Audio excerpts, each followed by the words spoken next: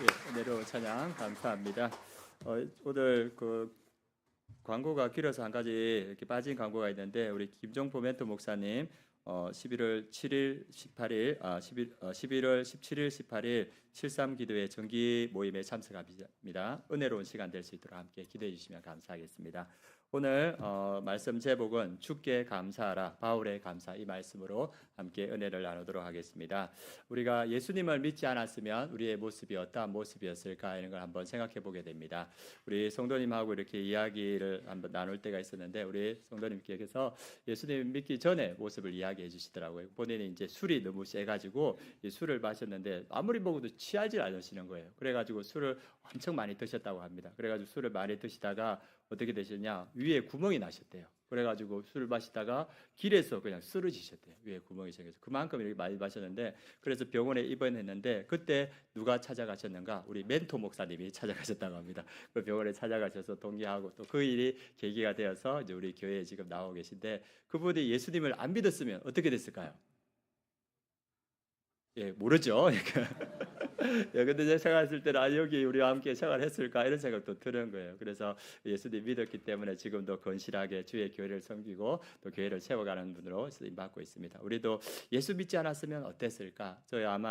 저도 그렇고 이 세상에서 제시하는 돈과 성공을 위해서 열심히 살아가는 사람이지 않았을까 이런 생각이 듭니다. 그래서 사울 바울도 우리가 생각하는 위대한 사도였지만 그가 예수 그리스도를 믿기 전에는 그런 사람이 아니었습니다. 그래서 오늘 말씀을 통해서 사도 바울이 예수 믿기 전에 어떠한 사람이 있고 또 예수를 어떻게 만나게 되었고 예수 믿은 다음에 어떻게 변화되었는가, 오늘 말씀을 통해서 사도 바울이 이야기해 주고 있습니다. 우리 성도님이 지금 사도 바울의 이렇게 여정을 쭉 쫓아오고 있는데 이제 오늘은 26장입니다. 여러분들이 사도 바울의 1차 선교 여행, 2차, 3차 해가지고 오늘 이렇게 예루살렘까지 왔는데 오늘 지도 한번 보여주시기 바랍니다. 오늘은 어떤 배경에서 말씀이 진행되는가 보면 이 사도 바울이 예루살렘에 왔습니다. 이렇게 위기가 있다는 것을 알면서도 성령에 매여서 와서 성전에서 체포가 되었습니다. 그리고 사내들은 공의에서 이 변론을 하게 되었고, 그 변론이 끝나고 나서 유대인들 40명이 사도 바울을 죽이지 않으면 물도 먹을 것도 먹지 않겠다 이렇게 결심을 한 거예요. 그래서 저기 있으면 이제 사도 바울은 이제 분명히 암살 당할 것이기 때문에 로마 군인들의 호송을 받고 어디로 가냐면 안디바드리를 거쳐서 가이사랴로 갑니다. 그리고 가이사랴에 가서 헤르소의 감옥에 투옥되어서 이 총독들에게 재판을 받습니다. 그래서 총독 벨릭스, 베스도 이런 총독 앞에서 재판을 받고, 그리고 이제 이 총독들이 유대인의 환심을 사기 위해서 사도 바울에게 너 예루살렘으로 내려가면 어떻겠느냐, 거기서 재판을 받으면 어떻겠냐 했는데, 내려가면 어떻게 되겠습니까? 암살당할 가능성이 크지요. 그래서 사도 바울이 가이사랴에서 나는 가이사, 이렇게 로마의 황자에게 상소하노라 이렇게 하고 이제 로마로 떠나기에 앞서 오늘 아그리빠 왕 앞에서 변론을 합니다. 아그리빠 왕은 우리가 잘 아는 헤롯 대왕, 예수님이 탄생했을 때 그 예수님을 죽이려고 2살 아래의 모든 아이들을 죽였지 않습니까? 그 헤롯 대왕의 정손자입니다. 그래서 여기 나오는 아그리빠 2세는 그 헤롯 가문의 마지막 왕이었고, 그는 유대교회에 있어서 잘 아는 그 사람이었습니다. 그래서 그 가이사랴 그 아그리빠 왕 앞에서 오늘 사도 바울이 이야기하는데 무엇을 이야기하냐면, 사도 바울이 이 다메섹으로 예수 그리스도를 믿는 사람들을 잡으러 가던 그 이야기를 합니다. 이 이야기가 사도행전에서 전체 3번 나오는데 저기 보면 예루살렘에서 유대인들 앞에서 사도 바울이 그들에게 변정을 할 때 내가 가이사랴로 가는 그 길에서 예수 그리스도를 만났다 한번 하고, 오늘 아그리빠 왕 앞에서 또 같은 이야기를 합니다. 그래서 그 중요한 자리에서 사도 바울은 왜 다메섹으로 가던 그 길에서 예수 그리스도를 만난 그 얘기를 반복해서 할까? 우리가 그걸 한번 생각해 볼 필요가 있습니다. 사도 바울이 왜 이 중요한 자리에서 자신이 다메섹으로 가던 그 길에서 예수 그리스도를 만났고 그가 삶이 변했다는 걸 이야기하는 이유가 뭐냐 하면, 이 유대인들은 사도 바울이 배신했다고 생각했습니다. 율법에서, 유대교에서 배신했다. 근데 사도 바울은 뭘 얘기하냐면, 내가 한 것은 배신이 아니다. 나는 그 다메섹에 가던 그 길, 대제사장의 공문을 가던 그 길에서 예수 그리스도를 만났다. 예수 그리스도를 만나게 되었고, 그리고 이 하나님의 구원 계획 가운데 부르심을 받았다. 그래서 예수 그리스도의 보내심을 받아서 내가 이방인의 사도가 되었다. 그래서 자신의 사역의 정당성과 진진성을 이야기하면서 자신의 이야기를 듣는 많은 사람들을 복음으로 초청하는 겁니다. 그래서 사도 바울이 유대인들에게 그리고 여기에서 말하는 것은 나가 한 것은 배신이 아니다. 주님의 부르심이었다. 그리고 주님의 부르심에 따라서 내가 지금 복음을 전하고 있고 너희들도 그 복음을 들어야 된다. 이것을 이야기하고 있습니다. 그래서 이 세 번의 사건을 통하여서 사도 바울이 이야기하는 것이 무엇인지 살펴봐야 되는데 사도 바울은 이 다메섹에서 예수 그리스도를 만난 것을 잊을 수가 없는 거예요. 그래서 그 은혜가 있는데 이 다메섹 도상의 사건을 통해서 사도 바울이 첫 번째 이야기하는 것은 뭐냐 하면 자신은 하나님의 진노 아래에 있던 멸망할 사람이라는 겁니다. 자기는 하나님의 진노 아래에 있던 사람이다. 그것을 잘 나타내주는 말씀이 오늘 말씀 9절 말씀입니다. 우리 9절 말씀 같이 한번 읽어보도록 하겠습니다. 나도 나사렛 예수의 이름을 대적하여 많은 일을 행하여야 될 줄 스스로 생각하고 여기 보면 나사렛 예수의 이름을 대적하였다. 예수님을 대적하였다 말합니다. 그래서 대제사장 공문을 가지고 믿는 사람을 감옥에 넣고 그 사람을 죽일까 말까 투표할 때 자기는 죽이자고 투표했다. 이렇게 말하고 있습니다. 그리고 해외에까지 가서 예수 그리스도를 믿는 사람들을 잡고 그들을 폭행했던 그 사람이라는 것을 말하고 있습니다. 그래서 사도 바울은 그러한 예수님을 대적하는 사람이었는데 우리도 예수 그리스도를 믿지 않았을 때 사도 바울과 별반 다르지 않았습니다. 그래서 예수 그리스도를 믿지 않는 삶은 어떠한 삶인가? 우리가 예전에 멘토링 다 하셨죠? 예, 멘토링에 보면 로마서 말씀이 나오지 않습니까? 예수 믿지 않는 사람의 모습이 어떠한 모습인가? 우리도 그때를 떠올리면서 한번 가보도록 하겠습니다. 로마서 1장 18절 예수 믿지 않는 사람들의 삶이 어떠한 모습인가? 우리 같이 읽겠습니다. 하나님의 진노가 불의로 진리를 막는 사람들의 모든 경건하지 않음과 불의에 대하여 하늘부터 나타나나니. 그래서 예수 그리스도를 믿지 않는 사람들에게 뭐가 기다리냐면 하나님의 진노가 기다린다는 거죠. 사도 바울에게도 하나님의 진노가 기다리고 있고 예수 믿지 않았던 우리의 삶에도 하나님의 진노가 나타납니다. 왜 하나님의 진노가 우리에게 부어지는가? 이후 1장 28절에서부터 뒤에 나옵니다. 우리 그 말씀도 함께 보도록 하겠습니다.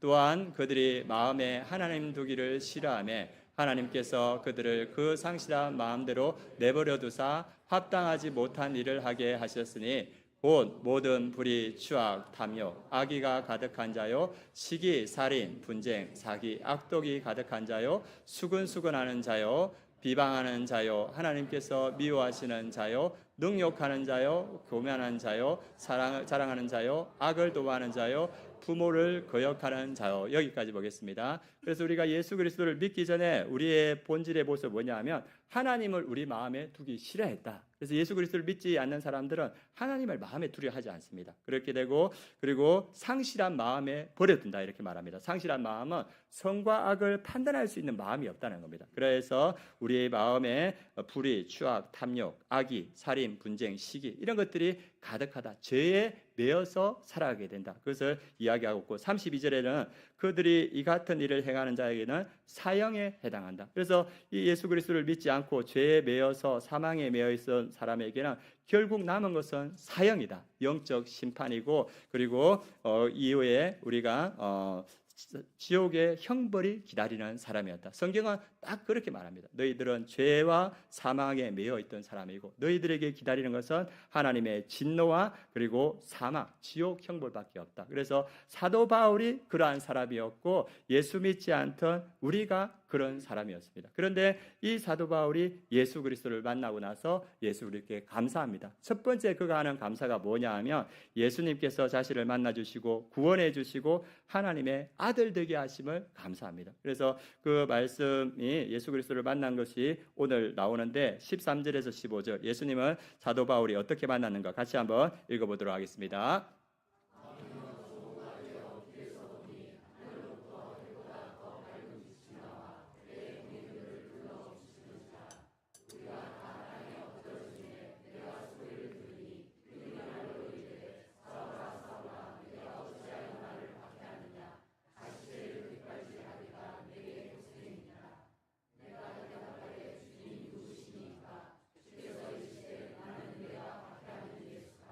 13절에 보면 왕이여라는 아그리빠 왕을 말합니다. 그 아그리빠 왕에게 다메섹으로 가는 길에서 예수님을 만나게 되는데 정오에 해보다 더 밝은 빛이 자기에게 비추고 나서 그 빛에 놀라서 사도 바울이 엎드러지니까 히브리 말로 예수님께서 말합니다. 사울아 사울아 내가 어찌하여 나를 박해하느냐 가시체를 뒷발질하기가 내게 고생이다. 가시체 아십니까? 가시체가 뭐 하는 거냐 하면 이렇게 긴 막대기인데 쟁기몰이를 하다가 소가 멈추고라 하면 이 긴 막대기의 끝에 철심이 박혀 있어 가지고 이 소를 찌르는 겁니다. 그러면 놀란 소가 이렇게 그 쟁기를 계속 가져가거든요. 그런데 지금 사울이 어떻게 하냐고 있냐면 네가 가시체를 뒷발질하기가 내게 고생이라. 이 가시체를 이렇게 찔렀는데 아프니까 계속 뒷발질을 하는 겁니다. 그러면 가시체가 더 깊이 박히겠죠. 그래서 주님께서 말을 하는 건 뭐냐 하면 지금 내가 하고 있는 일은 하나님을 거스르는 것이고 결국 너 자신을 더 아프게 하는 것이다. 이걸 말해주고 있습니다. 그래서 그 사도 바울이 주님 누구십니까? 이렇게 물었을 때 그 자리에서 예수님께서 나는 내가 박해하는 예수라, 부활하신 예수라고 이렇게 말합니다. 그래서 그 다메섹 길에서 사도 바울은 예수님을 만나고 그의 인생이 변화되게 됩니다. 그의 인생이 어떻게 변화됐는가를 잘 나타내주는 말씀이 에베소서 1장 3절에서 5절입니다. 한번 보여주시기 바랍니다. 찬송하리로다 하나님 곧 우리 주 예수 그리스도의 아버지께서 그리스도 안에서 하늘의 신령한 복을 우리에게 주시되 곧 창세전에 그리스도 안에서 우리를 택하사 우리로 사랑 안에서 그 앞에 거룩하고 흠이 없게 하려고 그 기쁘신 뜻대로 우리를 예정하사 예수 그리스도로 말미암아 자기의 아들들이 되게 하셨으니 자기가 비방자고 폭행자고 박해자였는데 하나님께서 그 은혜로 말하여서 자기를 하나님의 아들 되게 했다는 거예요. 신분이 비방자와 폭행자에서 예수 그리스도를 만남으로써 하나님의 아들이 되었고 그 아들이 그냥 아들이 아니고 하늘의 신령한 복을 받는 그러한 아들로 변화됐다는 겁니다. 그래서 그 아들로 변화되어서 그것이 창세 전부터 하나님께서 계획하시는 거였다. 그래서 자기의 신분이 변화되었다는 것을 말해주고 있습니다. 이것을 잘 말해주는 말씀이 빌립보서 3장인데 19절에 우리가 예수 그리스도 믿기 전에 어떠한 모습인가를 잘 내줄입니다. 같이 한번 읽어보겠습니다.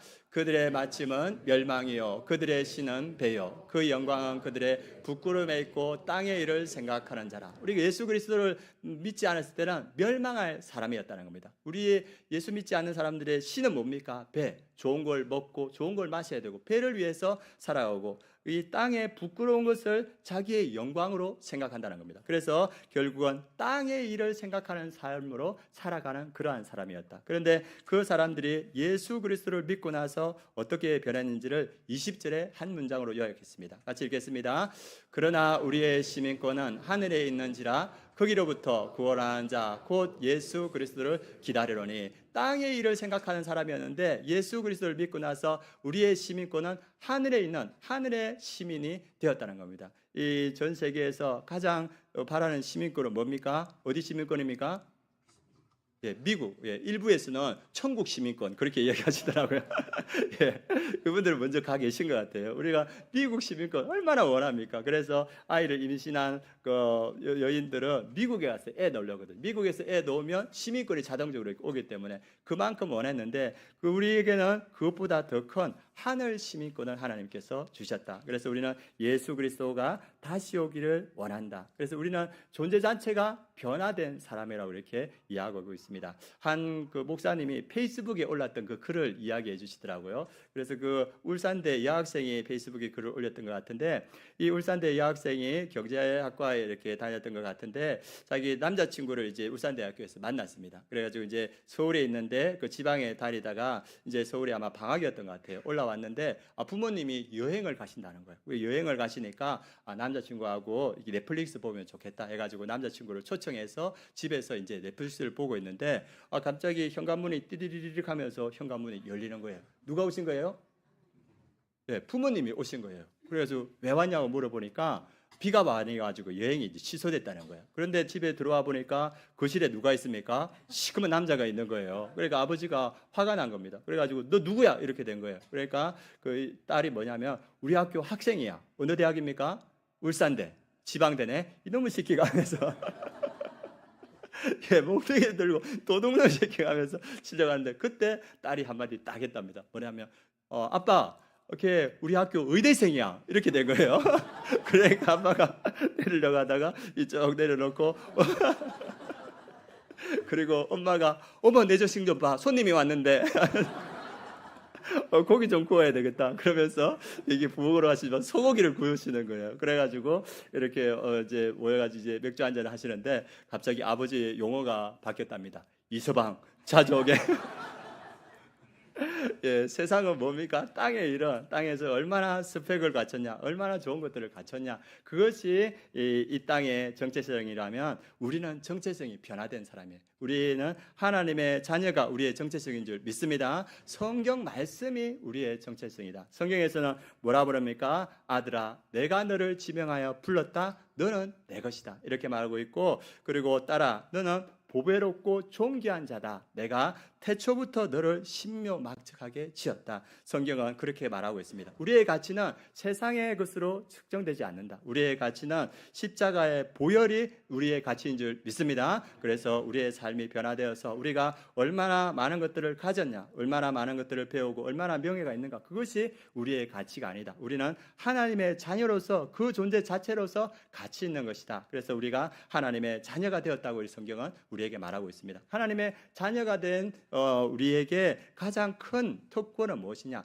하나님께서 그의 자녀의 삶을 책임져 주신다는 겁니다. 여러분들도 여러분들의 자녀의 삶을 책임져 주지 않습니까? 자랄 때까지. 하나님도 마찬가지입니다. 그의 자녀의 삶을 책임져 주십니다. 그래서 우리의 삶에 어려움이 있을 때 우리 자녀들이 아빠 도와주세요 하면 아빠가 도와가서 도와주지 않습니까? 우리의 삶에 어려움이 있을 때도 하나님, 우리의 삶에 이런 건강에 어려움이 있어요. 그리고 재정적인 어려움이 있고 관계에 어려움이 있어야 하면 아빠는 그 목소리 듣고 달려가시는 분인 줄 믿습니다. 그래서 우리의 그 신음 소리에도 귀 기울이시는 분이 하나님이다. 그래서 하나님은 그의 자녀의 삶을 책임져 주신다. 예전에 저희 어머니 이야기를 자주 들었는데 어머니가 방앗간에서 이렇게 다치셔서 손을 이렇게 절단해야 될 수술을 받으셨다는 얘기를 들었죠. 그죠? 그때 아들로서 제일 컸던 마음이 힘들었던 게 뭐냐 하면 어머니가 일평생 힘들게 사셨는데 이제 수술하고 나서 이게 손을 보게 되면 이 손이 이만큼 절단된 걸 어떻게 받아들일까? 이 아들로서 되게 마음이 아팠거든요. 그래서 하나님 도와주십시오. 우리 어머니 안 그래도 마음이 힘들고 어려운데 이거 보면 너무나 마음의 충격이 클 겁니다. 하나님 도와주십시오. 이렇게 늘 기도 오랫동안 그렇게 수술 마치고 회복실에 있다가 수술실에 그 병실에 올라까지 기도했는데, 그래서 병실에 가서 이제 어머니가 정신을 차리고 보니까 앞에 그 침상에 누군가 있는데 보니까 그 옆 동네 분이었는데 그분에서 방앗간에서 일을 하다가 그분은 여기까지 잘라내신 거예요. 그래가지고 어머니가 이제 정신을 차리고 자기 손을 보고 그 여자분, 어머니보다 젊은 여자분 보고 있으면서 자기가 보다가 이제 그 젊은 여자분을 이렇게 위로하고 이렇게 다독여주는 모습을 봤습니다. 주님은 우리의 신음까지 들으시는 분 줄 믿습니다. 우리가 기도할 때 주님께서 우리의 기도에 응답해 주신다. 그래서 주님께서 우리에게 주시는 그의 자녀에게 주시는 약속의 말씀이 빌립보서 4장 6절입니다. 우리 같이 한번 읽어보겠습니다. 아무것도 염려하지 말고 다만 모든 일에 기도와 간구로 너희 구할 것을 감사함으로 하나님께 아뢰라. 하나님의 자녀에게 하나님께서 주시는 말씀, 아무것도 염려하지 마라. 어떤 일이 있어도 염려하지 말고 다만 모든 일에 기도와 간구로 너희 구할 것을 감사함으로 하나님께 아뢰라. 그러면 여러분들의 아버지신 하나님께서 들으시는 줄 믿습니다. 모든 지각에 뛰어난 하나님의 평강이 여러분들의 마음을 지키신다고 이렇게 말하고 있습니다. 그래서 오늘 말씀 바울이 감사하는 건 뭡니까? 내가 하나님의 진노 가운데 있는 사람이었는데 내가 예수 그리스도를 만남으로써 하나님의 자녀가 되었고, 하나님의 자녀가 될 때 하나님께서 우리의 모든 삶을 책임져 주시고 우리의 기도에 응답해 주신다고 말하고 있습니다. 두 번째, 사도 바울이 감사한 건 뭐냐 하면 예수님께서 자신에게 사명을 맡겨주신다는 겁니다. 구원해 주신 것도 은혜인데 그 구원에 더하여서 사명을 맡겨주신 것을 감사하다고 했습니다. 오늘 16절에서 18절 말씀, 주님께서 사명을 맡겨주시는 그 말씀 같이 한번 읽어보도록 하겠습니다. 일어나 너의 발로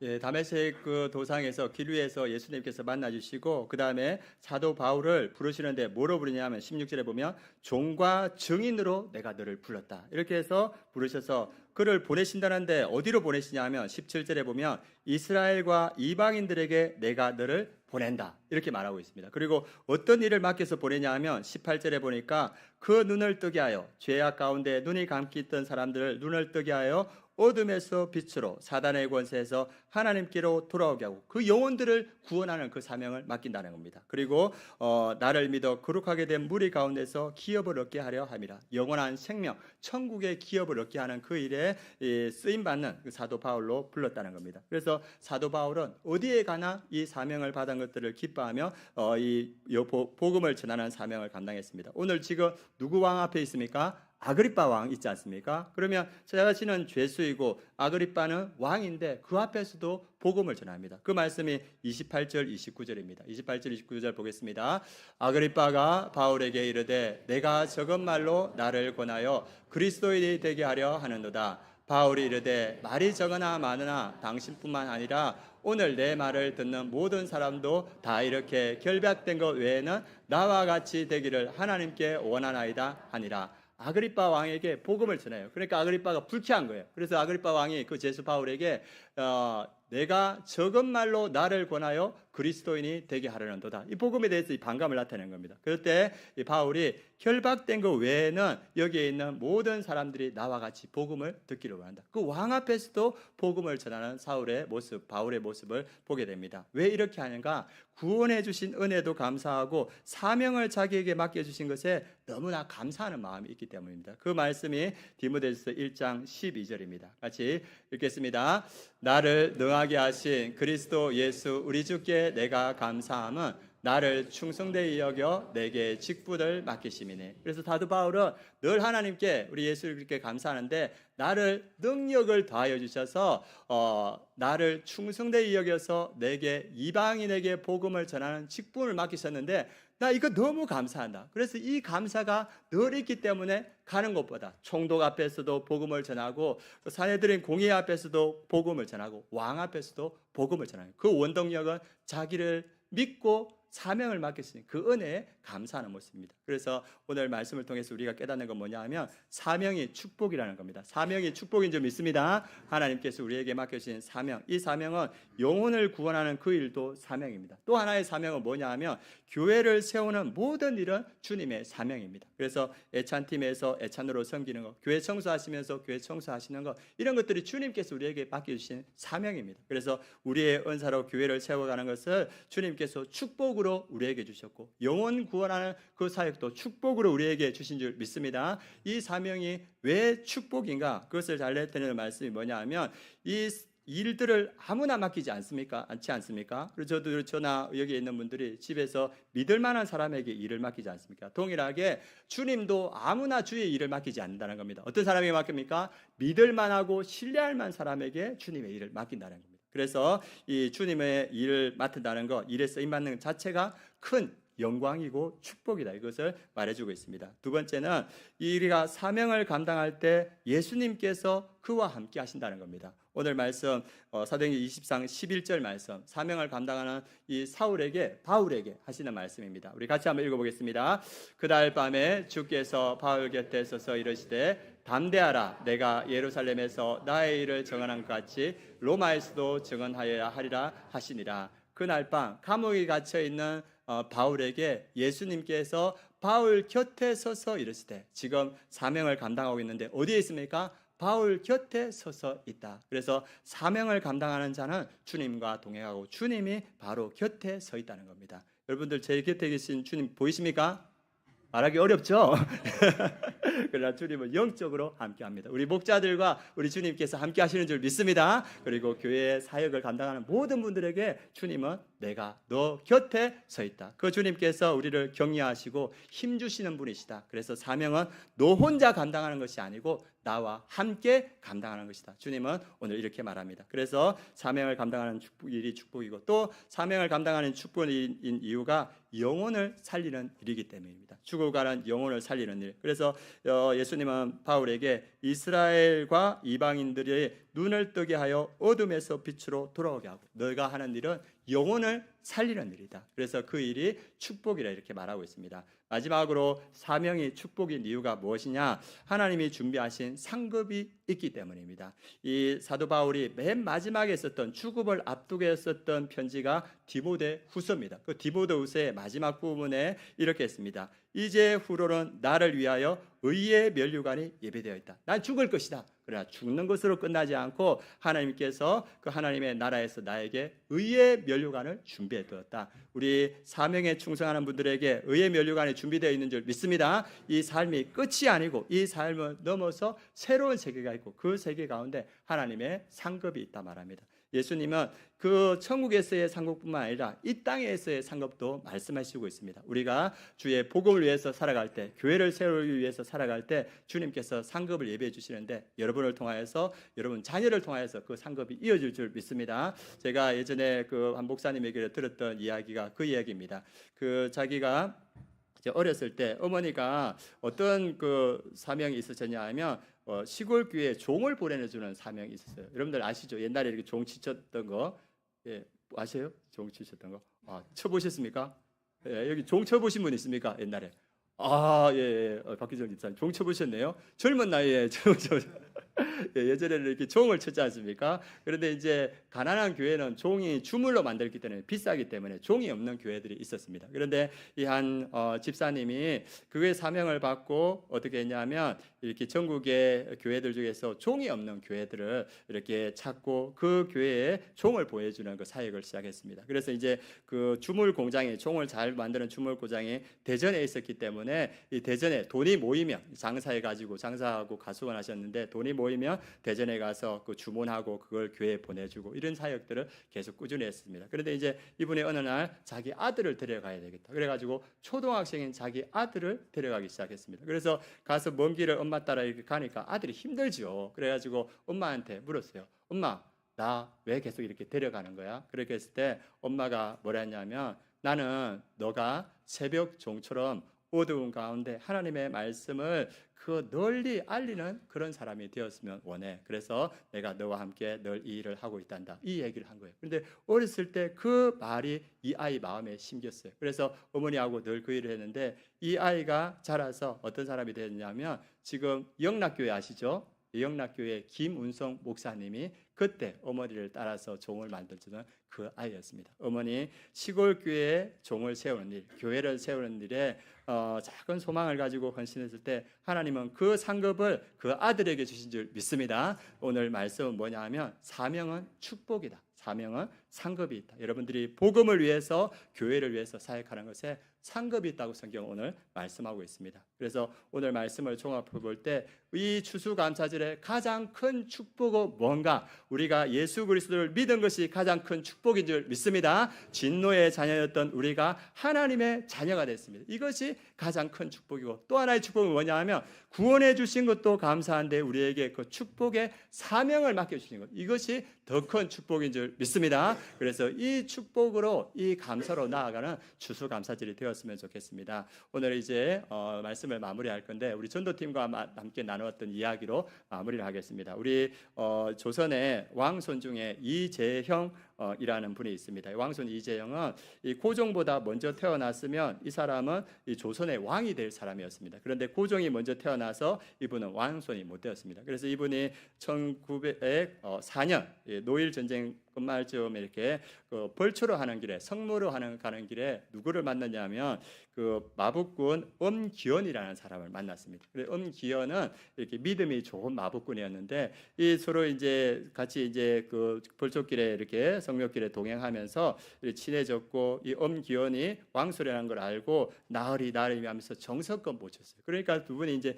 친해졌겠죠. 그리고 나서 담대하게 엄기원이 왕손인, 자기는 마북군이지 않습니까? 왕손에게 복음을 전할 생각을 가졌어요. 그래가지고 뭐라 했냐면 나으리 오늘부터 예수를 믿으소서 이렇게 이야기한 거예요. 그래서 마북군이 왕손에게 이렇게 말하니까 기분이 나빴죠. 그래서 이 뭐라 했냐면 말이나 잘 몰아라 이렇게 이야기를 한 거예요. 그런데 이제 어느 날은 뭐라 이야기하냐면 하나님이 세상을 이처럼 사랑하사 저를 믿는 자마다 영생을 얻는다 하셨습니다. 나으리도 예수 그리스도를 믿고 죄 용서받고 영생을 얻으시기 바랍니다. 이렇게 하니까 버럭 화가 내는 거예요. 그래가지고 뭐라고 이렇게 빈정을 했냐면 예수를 믿으면 네 마부꾼 신세라도 변할 줄 아느냐 이렇게 말하니까 그 마부꾼이 뭐라 하냐면 나으리 예수를 믿는 도는 그런 도가 아닙니다. 저는 마부꾼에 면하기 위해서 예수님을 믿는 것이 아니라 저는 더 좋은 마부꾼이 되기 위해서 내가 예수를 믿습니다. 그리고 나으리 만약 나으리가 예수님을 믿으면 저는 마부꾼으로서 평생 나으리를 모시겠습니다. 이렇게 말하는 거예요. 그러니까 이 마부꾼의 그 진정 어린 그 말이 자기 마음에 이렇게 담긴 거예요. 그래가지고 이분이 그 엄기현한테 예수에 대해서 묻고 그리고 이제 헤어지고 나서도 엄기현이 늘 생각나는 거예요. 그러다가 1907년이 되어서 평양 대부흥운동이 이렇게 흐름을 타고 서울까지 왔는데 성동교회에 부흥회가 열렸습니다. 그때 부흥회가 열렸을 때 그 이재영 왕송 이재영의 아내가 예수님을 믿었는데 그 남편을 이렇게 설득하고 해서 이렇게 전도해서 이 부흥회에 참석했어요. 그 부흥회에서 누구를 만나냐면 왕손 이재영이 그 마부꾼 엄기현을 만났습니다. 그래서 그때 이재영이 한 말이 뭐냐면 내가 밖에서는 왕손인데 교회 안에서는 형제 자매만 있다고 들었다. 내가 형님으로 모시겠습니다. 왕손이 그렇게 말한 거예요. 그리고 나서 이제 이분이 1908년도 이렇게 헤이그 밀사 사건이 있었지 않습니까? 그래가지고 고종이 왕에서 내려오고 순종이 이렇게 즉위를 했습니다. 그래 그런 모습을 보고 내가 이제 예수 그리스도를 믿어야 되겠다. 왕손의 특권, 왕손의 직위 내가 다 내려놓고 예수 믿고 조용히 살다가 내가 신앙생활을 해야 되겠다. 그래가지고 이분이 1907년에 예수 그리스도를 믿게 되었습니다. 그래서 왕손으로서 제일 처음 예수 그리스도를 믿은 사람이 이 이재영이라는 사람입니다. 그리고 이분이 1914년에 그 성동교회에서 장로가 되었고 그리고 이제 4년 후에 이분이 평양신학교에 가서 목회자가 되어서 이후에 성동교회 담임 목사님이 되셨습니다. 그래서 그분이 이제 77살까지 이렇게 주의 일을 하다가 이제 하나님의 부르심을 받고 하나님의 날아갔습니다. 그래서 이분의 일평생 동안 하신 일이 뭐냐 하면 가난한 사람들을 돕고 그리고 다음 세대를 길러내는 그런 일을 하셨습니다. 그래서 우리가 오늘 말씀을 통해서 우리가 기억할 건 뭐냐 하면 이 마부 엄기현에게 가장 축복된 일이 무언가? 마부였지만 예수 그리스도를 믿고 교회를 세우고 이 사명을 감당하는 일이 이 마부 엄기현에게 가장 축복된 일인 줄 믿습니다. 왕손 이재영에게 가장 축복된 일이 뭡니까? 그분이 예수 그리스도를 믿고 망한 나라가 아니라 하나님 나라를 위해서 귀하게 쓰임받는 사람이 되었다는 것이 그것이 가장 큰 축복인 줄 믿습니다. 우리에게 가장 큰 축복이 뭡니까? 하나님의 진노와 멸망 가운데 있던 우리가 예수 그리스도를 믿고 하나님의 자녀된 것이 가장 큰 축복인 줄 믿습니다. 그리고 그 자녀된 것으로 끝나지 않고 우리에게 하나님의 그 사명을 맡겨준 것이 그것이 가장 큰 축복이라고 오늘 성경은 말해주고 있습니다. 이 마음을 담은 노래가 오늘 함께할 찬양입니다. 이 사도 바울의 고백과 같이 죄와 사망으로 죽을 우리 모두였는데 우리 모두에게 예수님이 오셔서 하나님의 자녀 삼아 주시고 우리를 구원해 주시고 우리에게 그 사명을 맡겨준 것, 그 은혜를 우리가 이 시간 마음을 모아서 함께 찬양하며 나아가겠습니다.